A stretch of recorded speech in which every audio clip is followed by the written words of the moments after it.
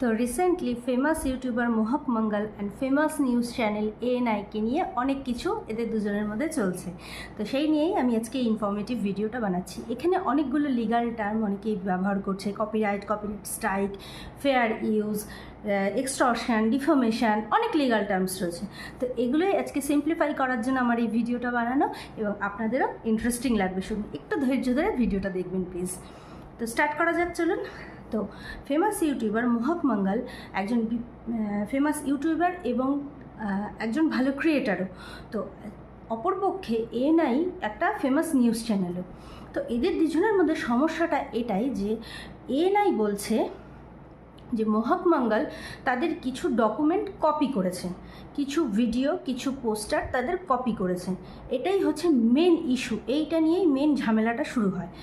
তো কপি করার ক্ষেত্রে আমি বলে দিই, সেই কারণে ANI কিন্তু মোহক মঙ্গলের এগেনস্টে কপিরাইট ইস্যু করেছে এবং তার কিছু ভিডিওতে কিন্তু স্ট্রাইকও দিয়েছে।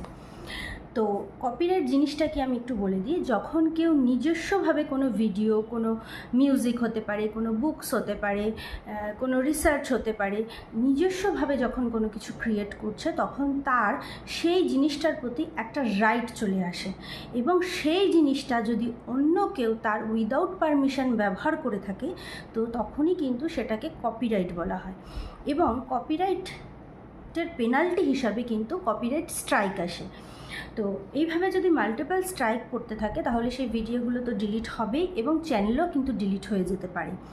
তো ANI কিন্তু তাদের বক্তব্য যে মোহক মঙ্গল তাদের কিছু পোস্টার, কিছু ডকুমেন্টেশন তাদের কিন্তু উইদাউট তাদের পারমিশন কিন্তু ব্যবহার করেছে তার ভিডিওতে।